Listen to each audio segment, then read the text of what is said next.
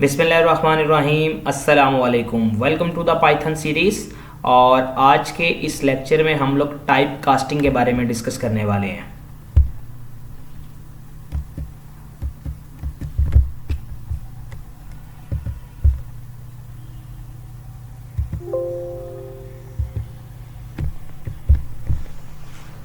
तो जी student, type casting basically हमारे पास क्या होती है।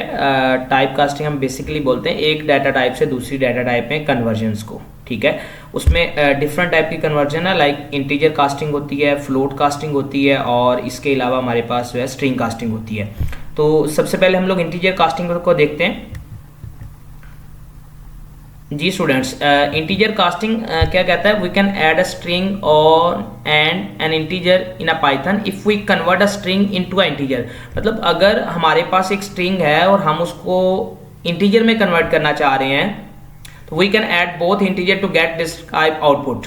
ठीक है, let us see the example. मतलब अब इसकी थोड़ी सी एक एग्जांपल देखते हैं जिसमें हम लोग ये चीज़ें कन्वर्ट करेंगे। सिंपल उसका सिंटैक्स है।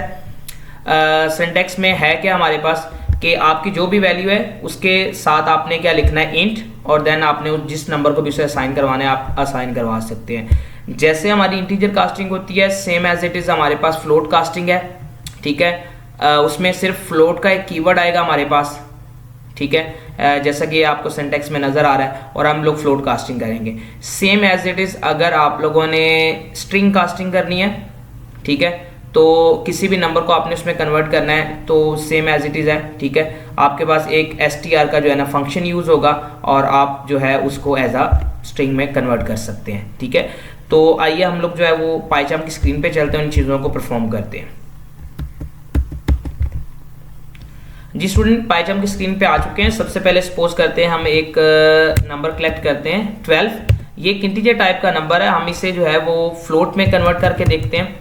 सबसे पहले तो हम इसे ऐसे सिंपल प्रिंट करते हैं और इसके बाद इसकी टाइप को प्रिंट करते हैं। जैसा कि हमने प्रीवियस लेक्चर में भी देखा हुआ है, टाइप प्रिंट करने के लिए सिंपल आप टाइप का फंक्शन, और सबसे पहले हम इसे जनरल रन करते हैं। जैसे हमने रन किया तो ये देखें नीचे आपको बता रहा है कि ये इंटीजर क्लास से है, इसका मतलब जो है ये इंटीजर टाइप का नंबर है। अब मैं इसे जो है ना फ्लोट में कन्वर्ट करने लगा हूँ। ठीक है, तो मैं एक वेरिएबल ले रहा हूँ b, उसको मैं ये नंबर असाइन करवा दूंगा, और फ्लोट में कन्वर्ट करने के लिए सिंपल मैंने a लिखा।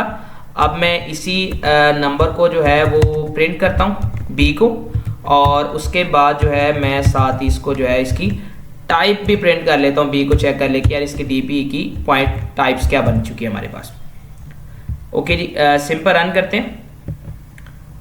सिंपल उसने आउटपुट दिए। देखें, पहले तो उसने बताया कि ये इंटीजर टाइप का नंबर है और बाद में हमने उसे फ्लोट में कन्वर्ट किया, तो देखें तो उसने वही नंबर जो 12 था उसे 12.0 में कन्वर्ट कर दिया है। ठीक है, तो आप किसी भी नंबर को सिंपल इस तरीके से जो है ना फ्लोट में कन्वर्ट कर सकते हैं। अच्छा, अगर हम लोगों ने स्ट्रिंग में कन्वर्ट करना है, ठीक है, सपोज करते हैं मैं एक नंबर c ले लेता हूँ, तो मुझे स्ट्रिंग में करना है str। सिंपल मैं a लिखूंगा।